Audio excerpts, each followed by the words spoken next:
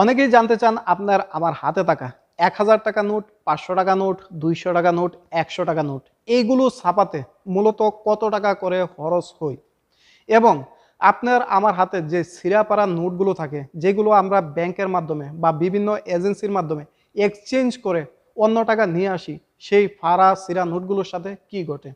এই ২ টা বিষয়ই আজকে আপনাদের সাথে ক্লিয়ার করব। প্রথমেই আসেন, আমাদের দেশের টাকা সবচেয়ে বেশি পৃথিবীতে নষ্ট হয় আমাদের দেশের টাকা।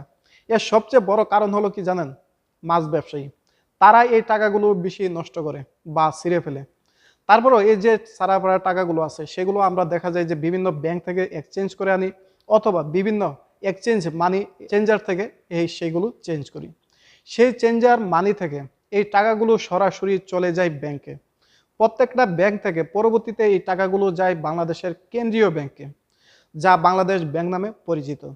সেই ব্যাংকে যাওয়ার পরে এই ছিঁড়াফাড়ার টাকাগুলোর যে একটা কোড নাম্বার আছে বা সিরিয়াল নাম্বার আছে, সেইটা সাধারণত রেজিস্ট্রেশন করা হয়।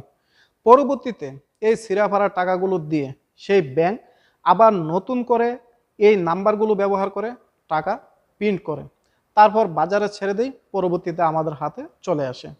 আর ওই ছিঁড়াফাড়া যে নোটগুলো ছিল সেইগুলোকে তারা জ্বালিয়ে দেয়, কারণ সেইগুলো অকেজো, সেগুলোর আর প্রয়োজন নাই। সেজন্য ব্যাংক এগুলো সংগ্রহ করে এবং সেগুলো থেকে আবার নতুন প্রিন্ট করে।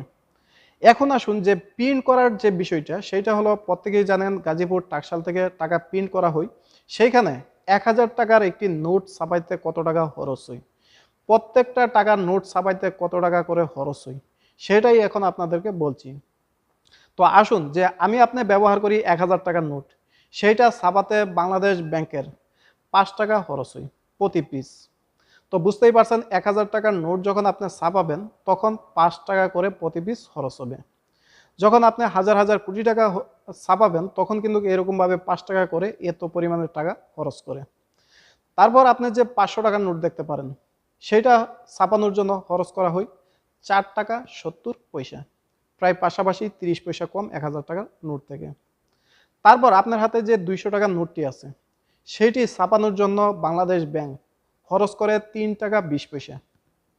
এবং আপনি যে ১০০ টাকার নোটগুলো দেখতে পারেন, সেই ১০০ টাকার নোটের জন্য খরচ করে ৪ টাকা। তো দেখতেই পাচ্ছেন এখানে ছোট কিন্তু একটা তফাৎ আছে। ১০০ টাকার নোটের জন্য ৪ টাকা খরচ করে এবং ২০০ টাকার যে নোটটা আছে সেটার জন্য ৩ টাকা ২০ পয়সা খরচ করে।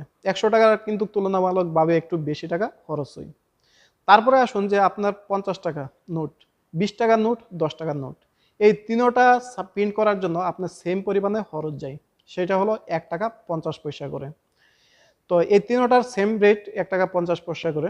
তারপরে আরও যে নোটগুলো আছে ২ টাকা এবং ৫ টাকা, এই ২ টাকা এবং ৫ টাকার নোট ছাপানোর জন্য খরচ করে ১ টাকা ৪০ পয়সা।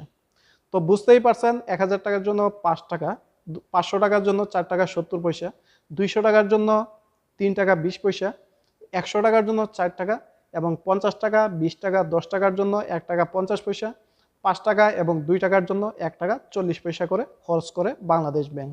এখন কিন্তু আপনার শুনতে খুব কম মনে হবে যে ১,০০০ টাকার নোট ৫ টাকায় ছাপিয়ে ফেলছে। আপনি দেখেন যে ২০,০০০ ৪০,০০০ কোটি টাকা যখন একসাথে ছাপানো হয় তখন কি পরিমাণের টাকা খরচ হয়। অন্যান্য দেশের তুলনায় আমাদের দেশের টাকা ছাপানোর খরচ অনেক বেশি। এর কারণ হলো বিদেশ থেকে আপনার যে টাকা ছাপানোর পেপার সেগুলো আনতে হয়, কালিগুলো সংগ্রহ করতে হয়, সবগুলো কিন্তু এক্সপোর্ট করতে হয় অন্যান্য দেশ থেকে। এই কারণে আমাদের দেশে টাকা ছাপানোর রেটটা অনেক বেশি।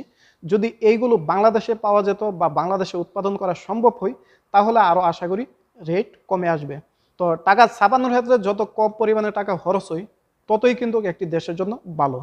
তো আশা করি এই বিষয়টা আপনারা বুঝতে পারছেন যে কোন টাকা ছাপানোর জন্য কত টাকা করে খরচ হয়। এই বিষয়ে যদি আপনাদের কোনো মতামত থাকে তাহলে কমেন্টের মাধ্যমে জানাতে পারেন। ধন্যবাদ।